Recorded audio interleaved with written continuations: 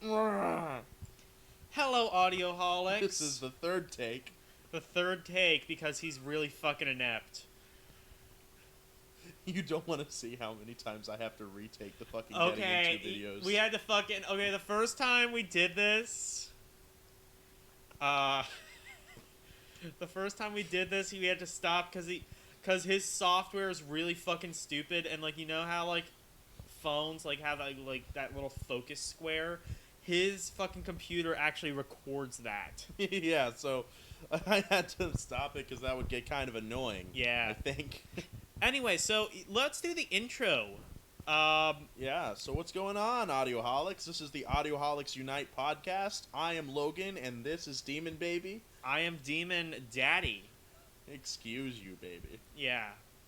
And we can actually, like, do all of this together, and I can, like, stroke his beard like this. Oh, it feels good. Yeah, shame your girlfriend can't do that. Oh, she strokes other things. Yeah, we're actually doing this together, which I'm happy to do. And we are not doing this sober. Yes, I got pumpkin beer, which is really fucking good. We talked about this 3 times already, but we're gonna do it again. This is Angry Orchard, and it's fucking delicious. Fuck you. Yeah. I like the pumpkin beer because I'm a pussy, and I don't really like the taste of beer. We should do this 5 times more just so I can hear you call yourself a pussy more. Fuck off! Oh god. Fuck. You've had too much to drink. Stop serving him. He's visibly intoxicated, waiter. Alright, so the band we are doing today is Candlemass. The album Epicus Doomicus Metalicus, which is fake Latin, by the way, for those of you who thought Epicus was a real Latin word. I'm afraid to tell you. I mean, it didn't sound real, but fuck, I don't know. Doomicus is not a real Latin word either. Butt kickus. I'm gonna kiss your butticus. Upon my balls you will suck. Fucking Tenacious D. He hates Tenacious D. You know, I hate, like, Tenacious D music, but I did watch, Pick of Destiny. Pick of Destiny, and it's an enjoyable-ass movie. It is a really good movie. Yeah, I like some of Jack Black's older stuff. Like, School of Rock is a bona fide classic. Oh, hell yeah. But, like, when you get to, like... Well, actually, no, I heard, like, what, was he in the newer Jumanji movies? Yeah, and he's actually pretty funny. I've heard they're good, too. Like, I don't know, I might have to, like, reevaluate my opinion on Jack Black, because I used to hate him. I think he's funny, but sometimes he overstays his welcome. Yeah, exactly. In a big way. Yeah, like, you know, a lot of... Like, you know, it's like Robin Williams. Like, he's amazingly talented, but sometimes he just... And it's probably not even his fault. It's just whoever's writing his shit just, like, makes the joke go on too long. Yeah, I mean, Robin Williams is super talented and awesome, but sometimes I just wish somebody would, you know, throw a rope to him and tell him that maybe he should hang around off screen a little bit. I'm laughing at that. Alright, so, he's probably going to be doing most of the talking, because I don't know too much about Candlemass. I've definitely listened to this album a couple times. Yeah. And, it's an enjoyable album, probably not one of my favorites, but it has some amazing riffs, really good vocals, and we'll get into that as the album progresses.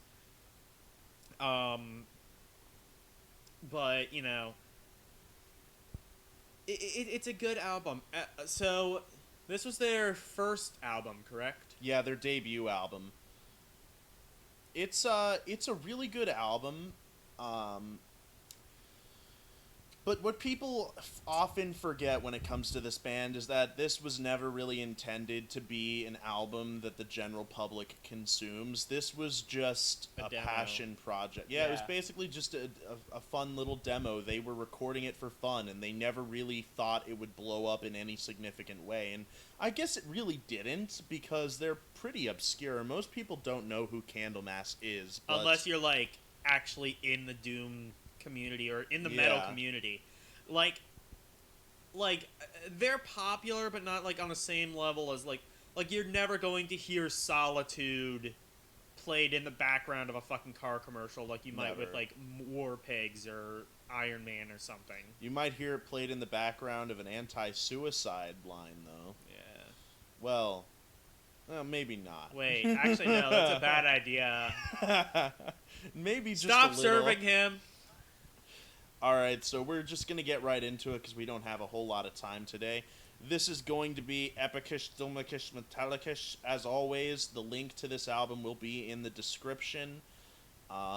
Listen along, turn on ad blocker, because whoever pirated those songs don't deserve to profit off of it anyways. And another thing, before he decides to count down, another thing I would like to mention, we have 2 other series. One is The Wrong Opinion, where we rank albums from best to worst. We are in the process of actually doing a Rush Wrong Opinion. That will be coming out relatively soon. We are currently listening to the albums, taking notes, all of that. And then we are both doing our own separate Getting Into series. He's getting into prog music, various different types, from prog rock, prog metal, things like that. I am getting into trip hop. So far, I've done bands like Tricky, Bjork, Bjork. The J is silent, you racist nationalist prick. What was the one I just did? Like, Fuck! yesterday? I just rolled my R. So he can like do that intermittently, and he's pissed that he can do it intermittently. I've never been able to roll my R's in my entire life, but for some reason I just was randomly able to today, and then I stopped being able to, and it pissed me off. Maybe you can only do it when you're intoxicated. Yeah, maybe. All right. Well, unless you got anything else to say, I think we should count down. All right. I think that we should, in fact, count. We should, in fact. Count 5, 4, 3, 2, 3. Started with Solitude. All right, now this is a song that is overplayed in the doom metal community. Everyone knows this song in that community. Even I know the song, mainly because I was in a band with Tyler, and he made me memorize it. It's a really fun song to jam out to. But, yeah, it is, and it's really fucking simple. Like the lyrics are really simple to actually play. Oh man, come on, riff, come on, daddy riff. There it is. Hell yeah. Fucking great riffs on this album. Toasted as fucking riff, man. In total. And there goes all my fucking cider. No. Yeah, so this was actually the first song I ever learned to play on guitar. It's incredibly simple, easy to learn. I think the hardest part is just realizing how slow it really is. You want to play it faster than it is. Yeah. This is a good song. Pretty simple, but, you know, obviously really good. Really fun to sing, too. Now, one thing I will say is that this song is really cringe.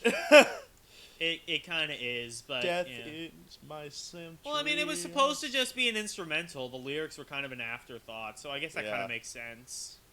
Yeah, I mean, it's really, like, this is the type of shit I expect, like, a 12-year-old emo kid to post on Facebook with, like, a caption like, I have studied the blade. Death is my sanctuary. I am 14, and this is deep. It doesn't tie... I do like Candlemass lyrics, but this song is I'm sure the lyrics got better as, like, the albums went on. I mean, they were always, like, dumb, but...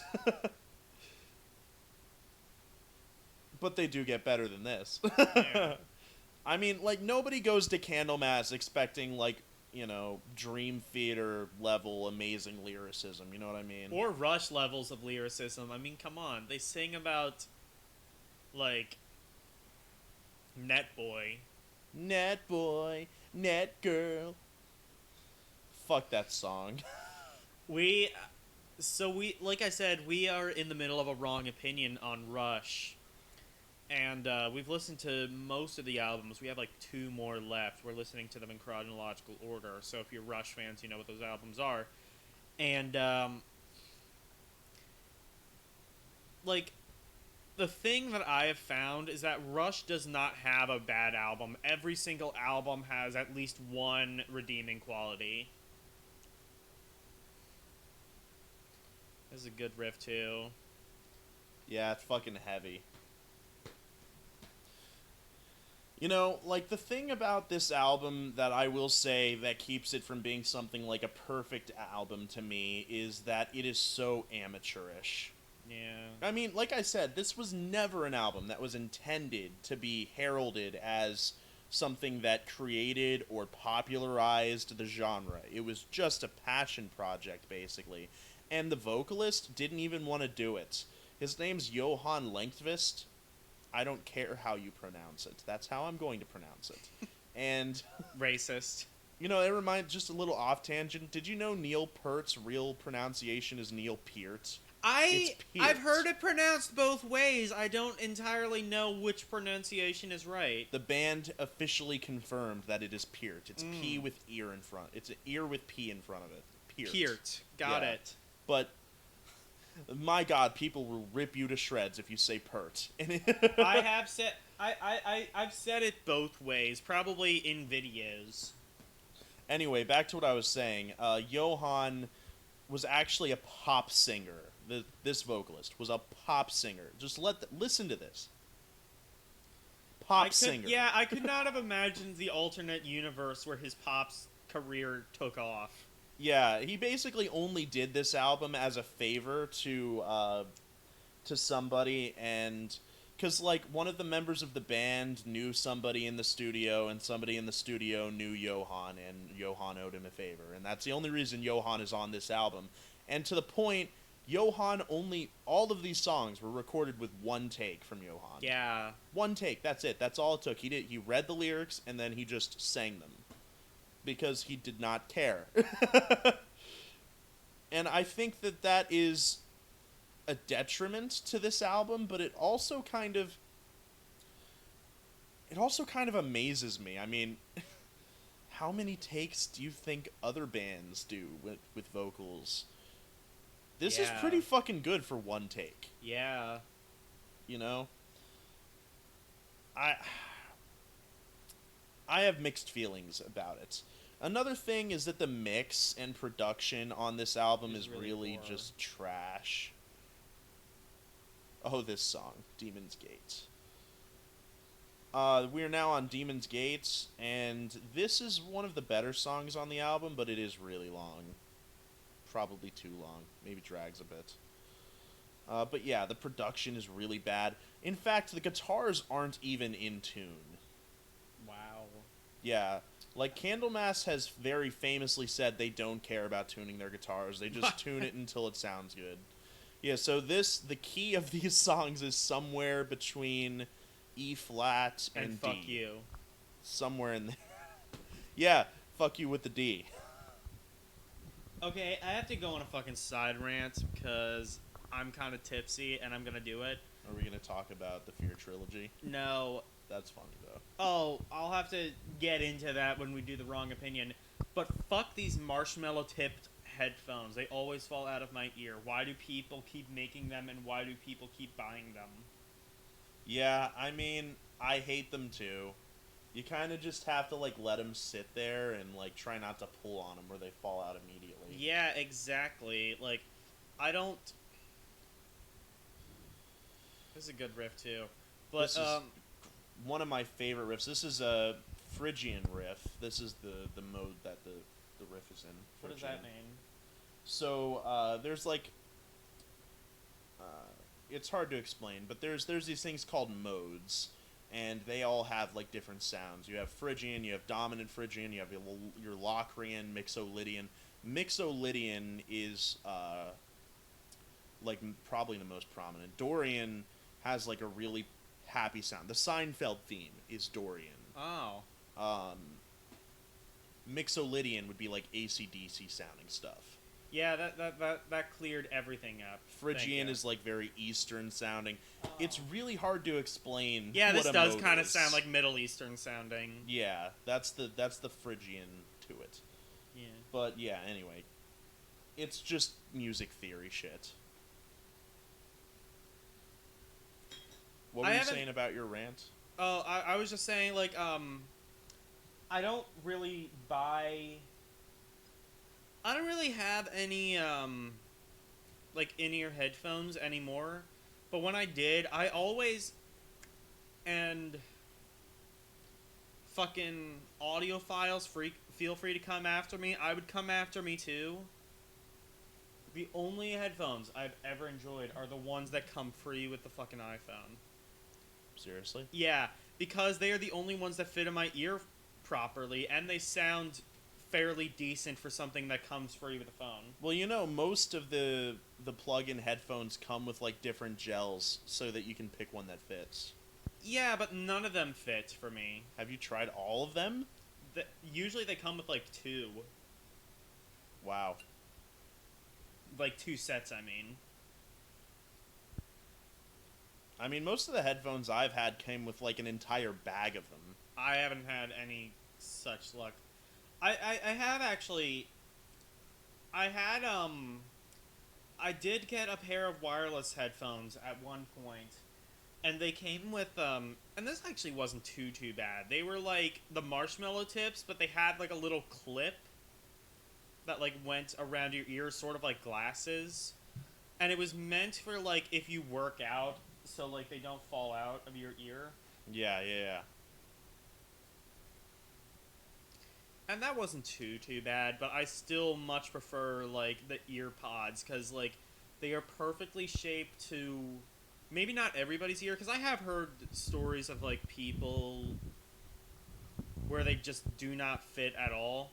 For me, they fit fine, so maybe I just have really weirdly shaped ears or something? I don't know. Probably. I mean, I've never really had problems with most of these.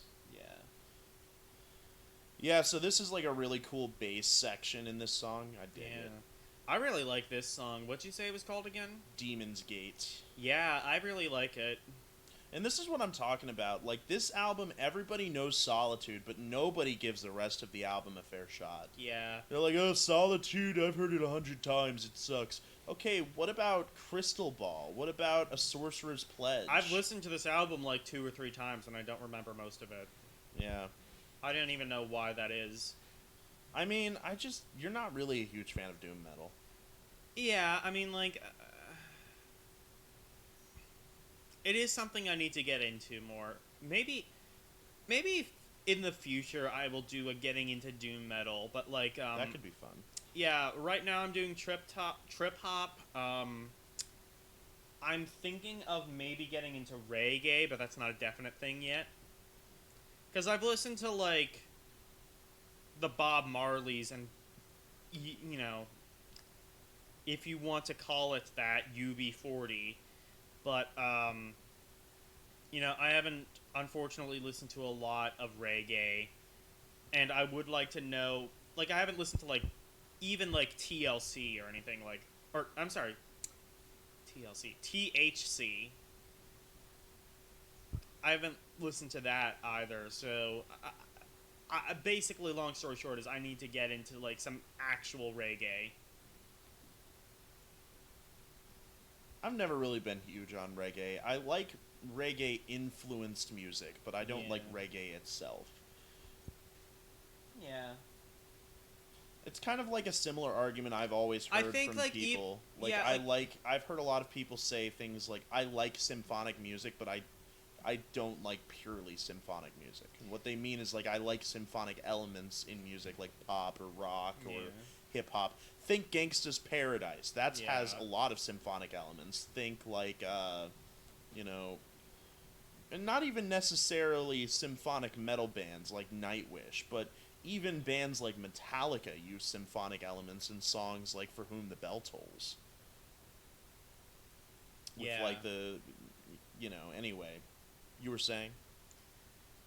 Yeah, like, well, I mean, like, I I would say, like, even if you aren't necessarily into reggae, you should get more into it just to better understand that influence and better appreciate that influence. Yeah, I mean, I've tried really hard to get into Bob Marley, and I respect Bob Marley, but I don't like Bob Marley. Well, there's, again, like a million other reggae artists that I haven't even listened to. Like, that's why, like, like, because everybody has listened to Bob Marley. Yeah. But,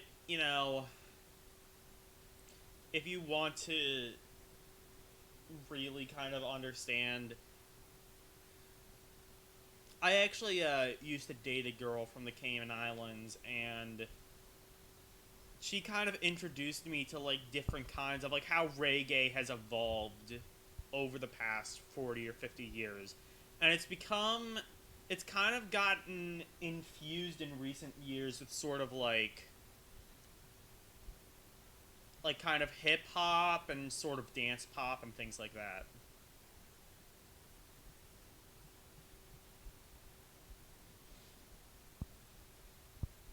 You know what? I take back what I said about this song dragging. I don't think it drags. It is a long song. Did you say it drags? I don't remember that. Yeah, I said earlier when the song started that it's long and it kind of drags. I don't agree with that. I do think they go back to this riff too much, though. They overuse it. It is a good riff, though. It is a good riff. And that's kind of an issue I have with Candlemass, is like, if the riff is good, then the song is amazing. But sometimes you have songs like Incantation of Evil off Ancient Dreams, which the riff is just alright, and when every song is, like, driven by a main riff, the riff better be fucking good or the song's just not gonna work. Yeah. So often you'll have entire sections of later albums, or even entire albums, that just don't work because the riffs aren't strong. Death Magic Doom is a later Candlemass album that I don't like because the riffs just aren't all that good. We are now on Crystal Ball, which is my personal least favorite track on the album. But a lot of people love this song, so I think it's a little silly. I mean, I get it's epic doom metal, so it's gonna be silly, but Would you say it's Epicus doom metal or Epicus Abacus metal? Fuck, that would be the most, like, math rock shit ever. Oh god, meth rock. Meth rock. That said, I really do like the verse in this song. Really cool melodies. Like I said, I think this album just suffers from amateur syndrome. This was their debut album. They didn't really have a sound. They just played what they liked, and it's good, it works, but stuff they did later trumps it in every way, shape, and form. What? In my opinion. There's a lot of people who disagree with me, you have to understand. Even so, like, were they ever planning on, like, getting anywhere with this band? Or, like, No. were they ever going to do, like, another one of these demos, do you think? No. Like, this was an album, but they were just going to basically call it quits from what I understand. I might be wrong on that, but, like, I've read interviews and things like that. It wasn't really until Messiah Marcolin, who was their next vocalist, came to them that they really started wanting to write a new album. Because they wanted Johann to be the vocalist, but he didn't want to be the vocalist, so they were looking for a vocalist. They were looking for a lead guitar player. They didn't have a band after the end of this album, you know? I think once Nightfall came out, you can kind of view Nightfall as the true debut album of this band, because although this is technically the debut, and it is really good, it sounds nothing like the rest of their discography. Not even the new album when Johann came back. The new album sounds nothing like this, even though it is almost the same lineup as this album. So, you know, it's a complicated topic. This part of the album this part of the song is really epic. Hell yeah. I really love the solos in this album. They're really, really tasty as hell. I can honestly see how this was supposed to be an instrumental album, because the instrumentals are by far the most impressive part of it. Yeah, but I really debated doing Nightfall instead of Epicus on this podcast, but I think what eventually made me decide to do Epicus is I think it's just a more interesting album. Yeah. Nightfall is more straight-laced, it's more consistent, it's better produced.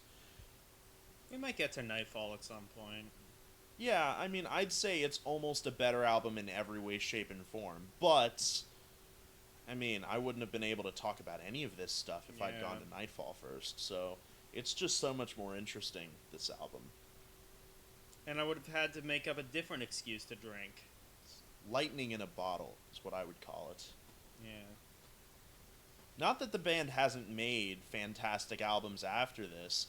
Again, Nightfall is better in almost every way. I actually think that album is close to, So would you say that you are, in fact, a fan of Candlemass? Big fan. I've listened to every album. Okay. And this is up there, but it is not my favorite. Nightfall is by far my favorite. Yeah. You know, what's interesting about Candlemass is despite what you may think, they have an incredibly diverse discography. They go later into thrash metal and then prog metal. Yeah. At one point. And they did eventually come back to more traditional doom metal and then more epic metal. And I see what you mean. This song is a little bit goofy in some areas, but yeah. I don't know. It has some really good riffs. Honestly, part of me might have actually enjoyed this album a bit more if it was just an instrumental project. Yeah.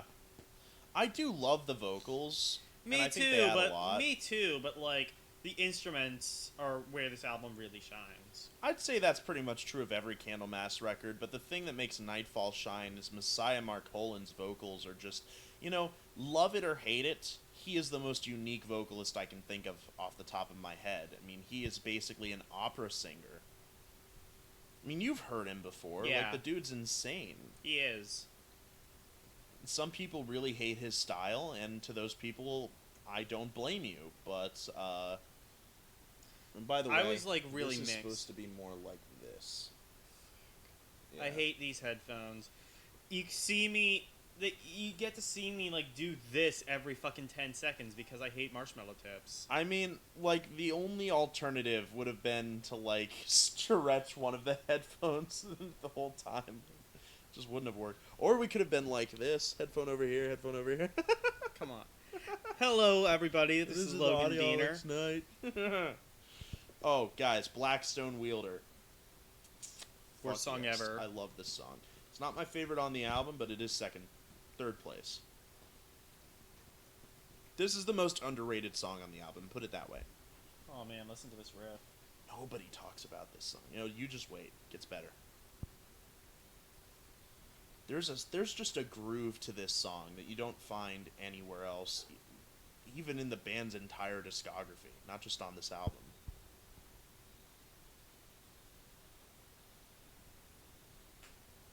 Listen to this riff. I must not have actually listened to this album because I would have remembered music like this. It's fucking badass. Yeah. I love this riff.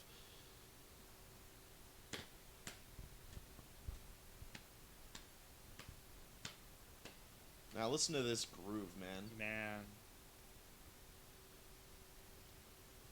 I really got into this song when I was walking to work every day and listening to this album. And then I got to this song and just walking to this, damn, this is a workout track. Why do I feel like there should have been a trombone in the background or a tuba in the background?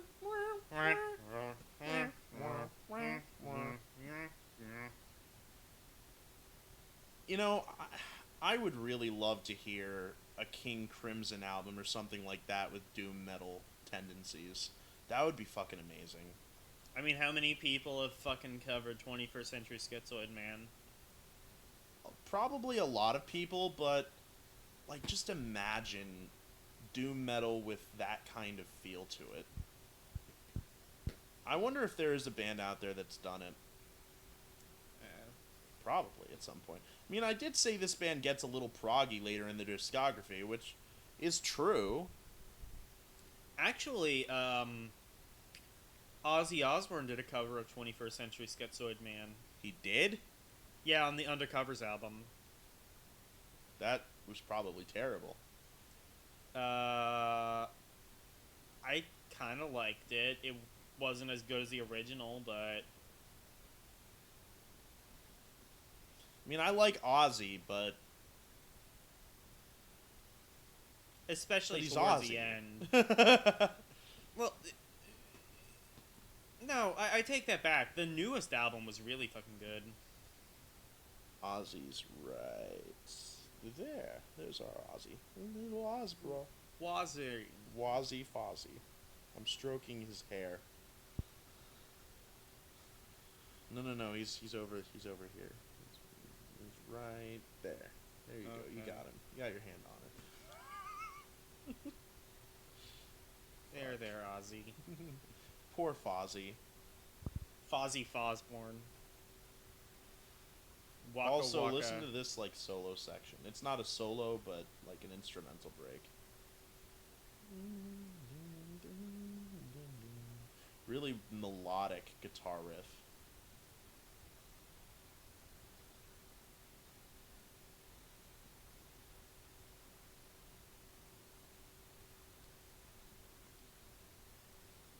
They will perfect this idea on Nightfall. Having these like really melodic guitar riffs that are really like slow and sludgy.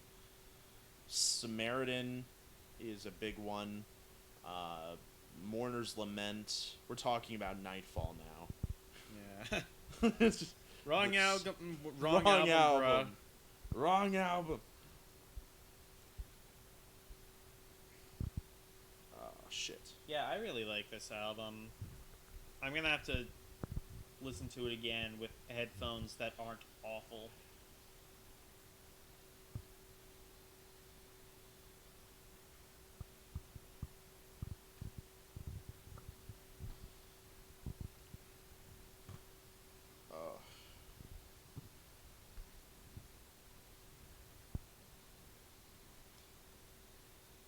Fucking great groove.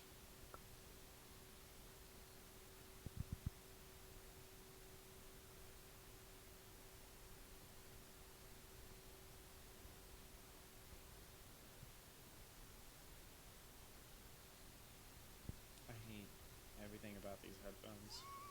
He's gonna spend this entire episode complaining about the fucking Yeah. headphones.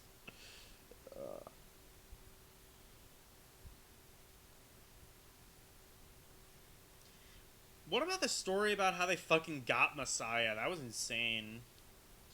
Oh, They yeah. basically fucking stalked him, right? So, Messiah Marcolin was a huge fucking fan of this band's debut album, Epicus. He would call Lars Eifling, like, every single fucking night, sing Solitude, and, like, the dude thought he was a fucking maniac, and He was, he just clearly. stopped answering, and then fucking Messiah moved to his hometown. Wow. And, like... They thought he was a maniac, but it turns out he was a psychopath. Seriously. Eventually they were like, oh god. Oh, listen to this ending, by the way.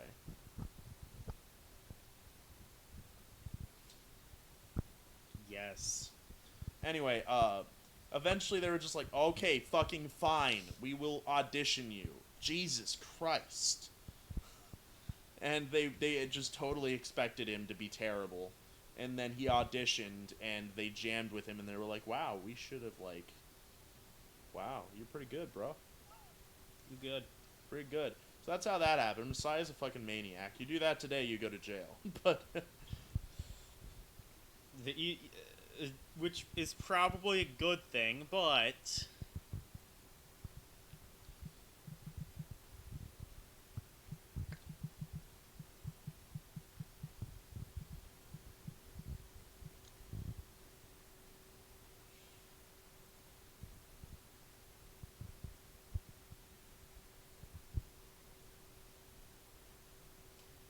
This is amazing. yeah, this is a great song. Yeah.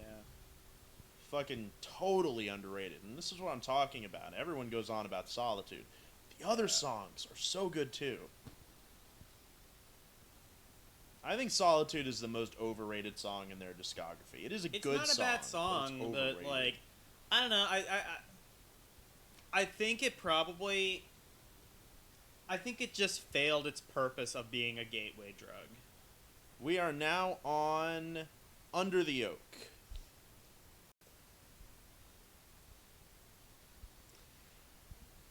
Good riff.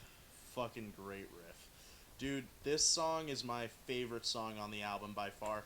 And fun fact, they did remake it later in their career in the Tale of Creation album, which is an overly ambitious album that is really good, but it has plenty of flaws. This song is so much better on this album than it is on that one, and I'll tell you why later. That fucking guitar, though. Fuck yes. When we get to the bridge section. Oh man, I'm hot. I'm fucking pumped, man.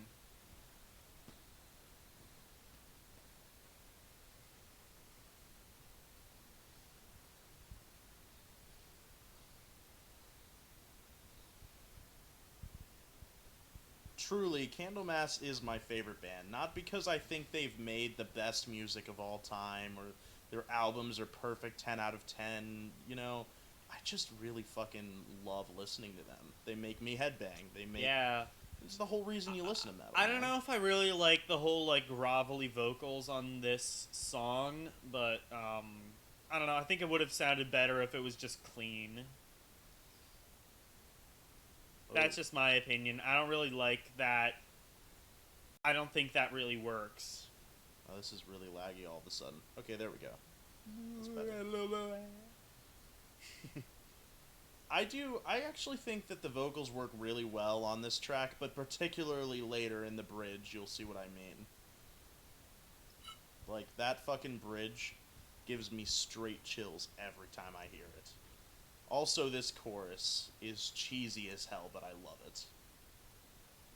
Oh, it almost reminds me of like the Oogie Boogie song, like.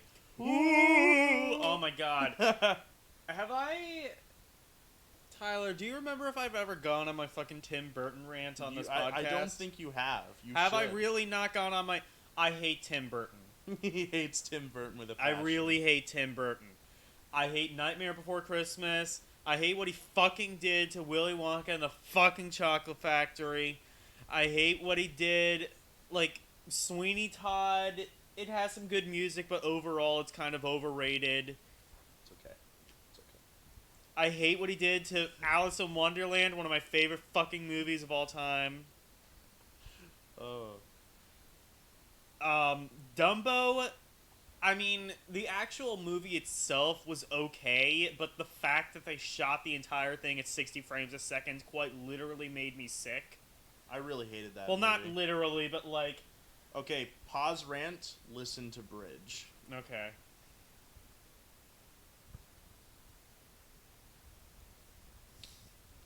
I'm not gonna talk over this. I'm just gonna shut up, listen to this shit.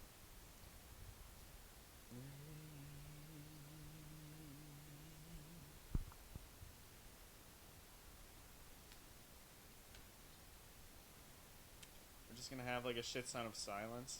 Yes, we're just gonna listen to this fucking part. I say as I talk over it. Is something impressive supposed to happen? Yes, it builds up. Okay.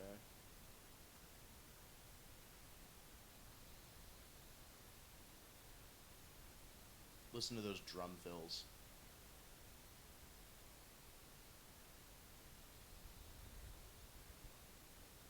Really heavy.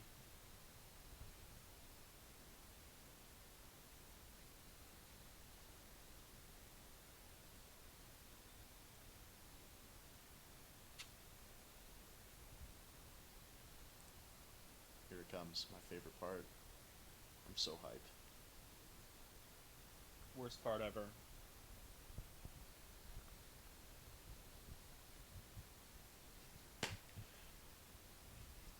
Oh, fuck yeah.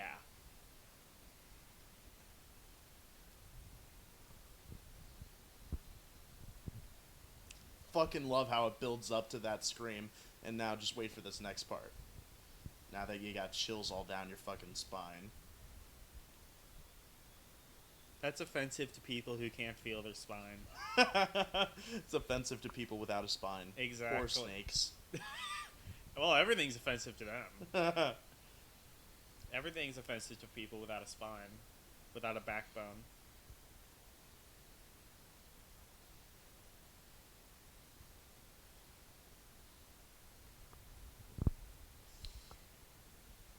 It's so fucking heavy.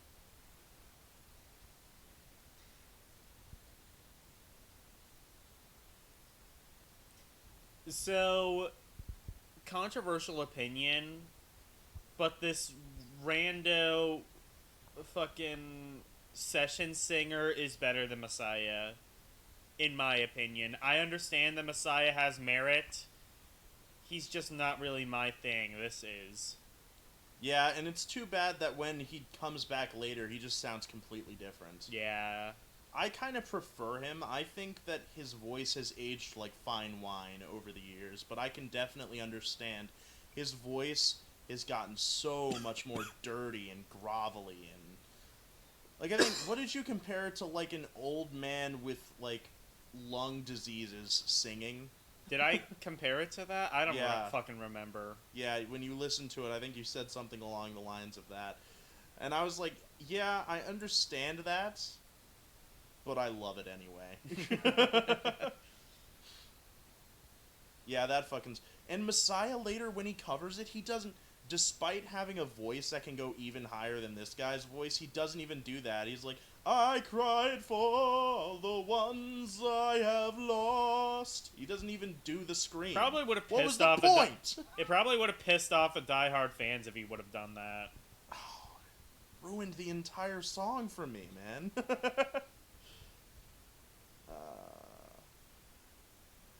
Yeah, it's a good song. Coke.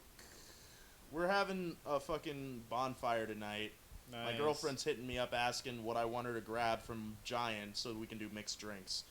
Fun fact for you guys, I actually went to bartending school, so I have been formally trained in how to be a bartender, which is less useful to the workforce than you would expect, but more useful for parties. I'm gonna fucking break this beer bottle over your head. Oh, this is the final track of the album.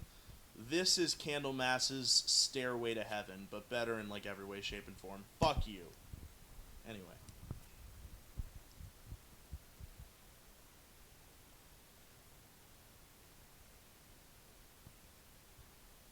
Sounds good so far. This was all recorded in one take, too. That's pretty cool. Well, the vocals were, yeah. Oh. Just the vocals. Okay. I don't know about the instrumentals, but the interviews have specified the vocals were recorded. I would not have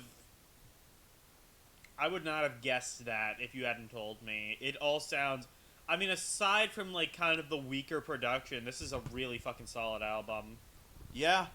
I mean, like I said, I don't love Candlemass because they've made the best music of all time. You know, like, this is not a perfect album. It is not 10 out of 10, but it is fucking rockin'. That's what it is. So now that we are on the last track, did you want to, like, maybe give some finishing thoughts? Maybe a little bit more into the song. All right. This is a longer song. It's like 10 minutes long. Oh, okay. But, spoiler alert, I really like this album, guys. Can you tell?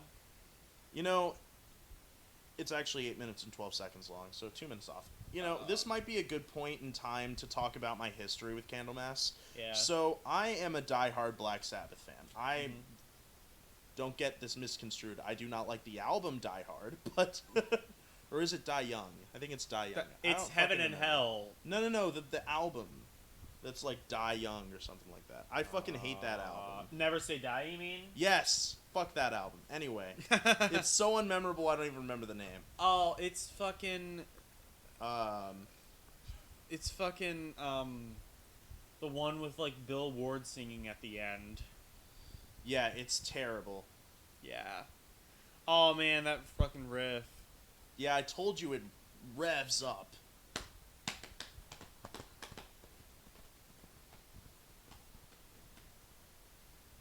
really fucking good. Anyway, so diehard Black Sabbath fan, Yeah. right? I love Black Sabbath, and I was looking for bands that have a similar, like, dark style to Black Sabbath's earlier stuff. I specifically asked for something that's, like, dark and heavy and slow. I didn't know what doom metal was at the time. And Candlemass was one of those bands that was recommended to me alongside Blue Oyster Cult, Imaginos, and Ghost. So that's how I got into Ghost. That's how I got into Blue Oyster Cult. And then that's how you got into Candlemass. Exactly. But the interesting thing is I hated Candlemass at first.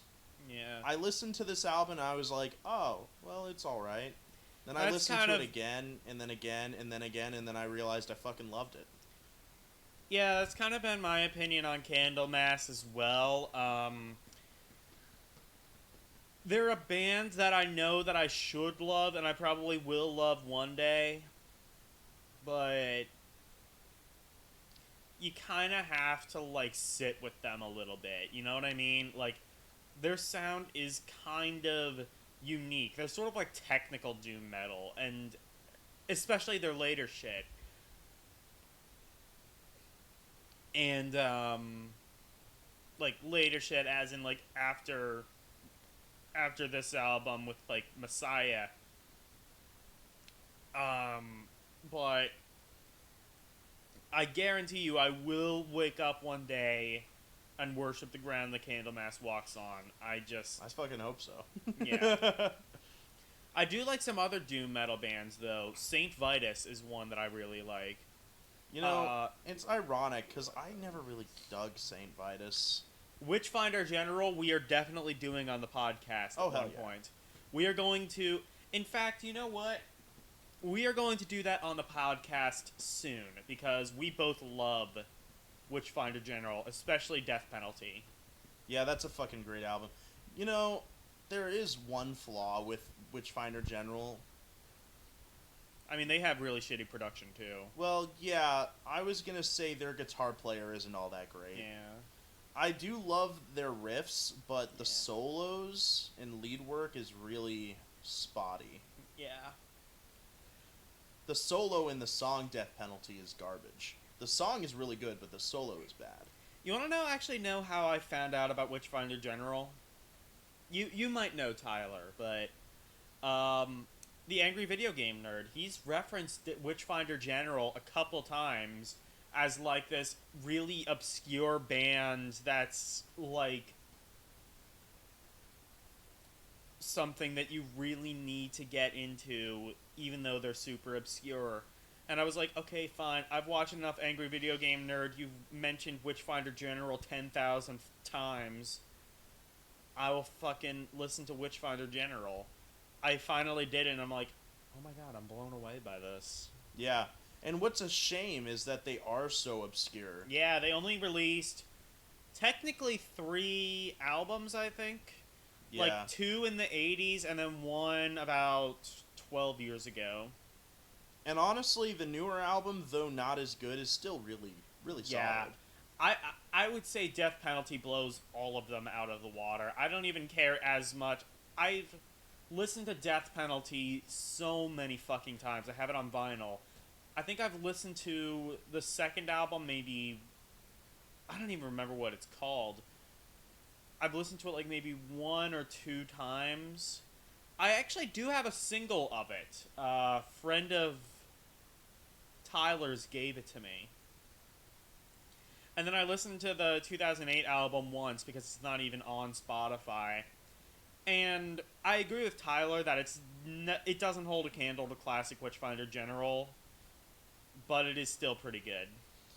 Personally, I think Death Penalty and the other album kind of just... they go hand in hand for me. I think they're both around the same quality. I don't know, because, like, my problem with the second album... we're going to need to fucking look at what it's called. Yeah, seriously. See if you can, like, pull it up on your phone. But... like, that one, they got a little bit more mainstream. Friends of Hell. Yeah, exactly. That one, they got a little bit more mainstream. And I didn't really care for that as much. I think they were trying a bit more for, like, radio play and never actually got it. Yeah, maybe. I don't really sound. I don't really. Blah, but yeah, words. Words are hard. Words are With hard. alcohol. I don't really hear that much of a difference in the sound of the two albums personally, but I have not listened to them nearly as much as him. So, Like I said, opinion with I a only grain of listened to salt. the second album, like, once or twice, so I might have to listen to it again, but, like, even in the one single that your friend gave me, like, we both noticed a fucking difference. All right, so that is the album. Yeah, that is the album. So, Final thoughts. final thoughts. You go first, Tyler, because you'll go on for a fucking eternity. It doesn't. Isn't that why you should go first? Okay, fine, fair enough. I'll go first. 8 out of 10. I mean, it's all of the strong points and criticisms that Tyler has talked about already. Whoops. You're gonna get us sued, Tyler. Sued by a band named Candlemass. Exactly. You're gonna get us fucking demonetized. Fuck you. No. No, it's 8 out of 10. I mean, like, all of the benefits and negatives that Tyler has brought up are totally valid. Not a very good mix. Obviously was not meant to be a serious album, but it is, and it sounds like a serious album to some degree. There's a ton of good riffs on here, and the strong point is the instrumentals, and that's why it does not surprise me at all that this was meant originally to be an instrumental album. But it's an 8 out of 10. I think that pretty much every song, I don't think there's a single song that I didn't like. It's just that no song... How do I put this? Maybe it's like no song was like blow your socks off amazing. I might actually have to say like maybe a 9 out of 10. Because like there were some songs that were like blow your socks off amazing. Especially, what is it? Beyond the Oak? What was it called? Under the Oak. Under the Oak. It's a great song. Yeah, that blew my socks off, and there were a couple that did. Solitude, I've obviously heard 1,000 times, and it's still pretty good. But overall, I think that every time I listen to Candlemass, my final thoughts. Every time I listen to Candlemass, I get closer and closer to being a fan. All right, so is 9 out of 10 your final? Yes. All right, so I've had a complicated relationship with this album a lot of my time being a fan of Candlemass. There have been times where I call it their best album, easily a 10 out of 10. And there are times where I call it one of their worst, because it sounds so different from How do you their feel later about stuff. today, you bipolar bitch? Oh, I think in recent times I have come to the opinion that it is one of their best albums, but I'd only give it an 8 out of 10. Now, the reason for that is I love Solitude, but it's overrated in my opinion, and it's not as good as a lot of the stuff that will come later. Demon's Gate is phenomenal, one of the best songs on the album. Crystal Ball is goofy, and I've never cared for it. Oh, yeah, that's true. Blackstone Wielder is badass, has a great groove. Under the Oak is fantastic, obviously, and A Sorcerer's Pledge is, an epic. So, despite all of that praise, why is it getting an 8 out of 10? Well, I mean, frankly, it comes down to what I was talking about earlier. It's spotty. It's really amateurish. It is, it's clear this was not meant to be an album that people talk about for 30 years later down the line. And, I have to take points off for that. So is this all to say that there will probably be a wrong opinion of Candlemass some point in the future? At some point. They do have a lengthy enough discography. That's for sure. Yeah, and honestly, I'm not a huge fan of Candlemass, but I might join him on that just as, that could be fun. kind of a newbie. Because, I appreciate them enough to where I could probably judge them fairly. Yeah. I feel like I should justify a little bit more why I say 8 out of 10, because I'm thinking about it and realizing that I pretty much love every song on it except Crystal Ball. Let me to be a little bit more clear. I'm kind of judging it against their later albums. If this was the only album they ever put out, if this was like Witchfinder General, where they only put out this album and like maybe one other one, Yeah. then this would easily be a 9.5 maybe, but Yeah. when you consider just the sheer quality of the later releases, like, it's hard for me That to makes give it any sense. higher. That makes sense, but like, so you're saying that like if it were to stand on its own, it would have a higher rating. Yeah, but But like, you know, the shit with Messiah kind of brings it down a bit, and that makes sense. Like, you know, the album, like, you know, an album can be really good, but when it's compared to a band that's put out so many fucking better albums, well, and not just that, but like even the Door to Doom, which is the newer album that they put out with the same singer, I think is way better than this one. That's just Really? my opinion, but I thought we were both kind of mixed on that one, right? no, you didn't like it, but I actually think it's one of my favorites. On it, right? Yeah. So, you know, it's just a difficult thing to rank, but I think I have to stand by 8 out of 10 on this one. Yeah, and I'm going to stand by 9 out of 10. Crystal Ball, I didn't even think was that bad. It just kind of got a bit goofy in some places. I wouldn't say it's bad. I just don't care for it as much. And similar with and I actually have a similar opinion with Under the Oak. It's not a bad song. It's a really good song, but some of the vocals especially kind of got goofy. Oh, well, yeah, the vocals in general are kind of goofy on this album. Yeah, so like that would be like pretty much where I take my point off, but I don't have a problem really with any song off of this album. Any song, if I had this, you know, like on a physical medium, I would not like skip any single track on this album. It's every track is from good to really fucking blow your socks off good. Yeah, and for the record, guys, if you ever get the chance to listen to a live album by this band, do it. They are a really, really good live band. I mean, there's a lot of good live albums to choose from, but I would go for one of the Messiah Marcolin era ones, because I love this version of Solitude, but in my opinion, it's performed better live, because it's on a lower tuning. Messiah does it, and if you don't like Messiah, there's actually a live album called Lucifer Rising that has the vocalist from Solitude Eternus on it, and that version of Solitude is so much heavier. You will just really you'll be like, what the I'm fuck? gonna have to check that out after we turn the camera off. Yeah. So totally check out their live stuff. I will. Before. You've all, you know, I didn't even know about that. You got me hooked. All right. Check it out. So again, before we leave, I just want to do one last reminder. We have 2 other series, Wrong Opinion, where we rank albums. We are in the process of doing one on Rush. I've done one on Led Zeppelin. He's done one on Dream Theater. We've both done one on Black Sabbath.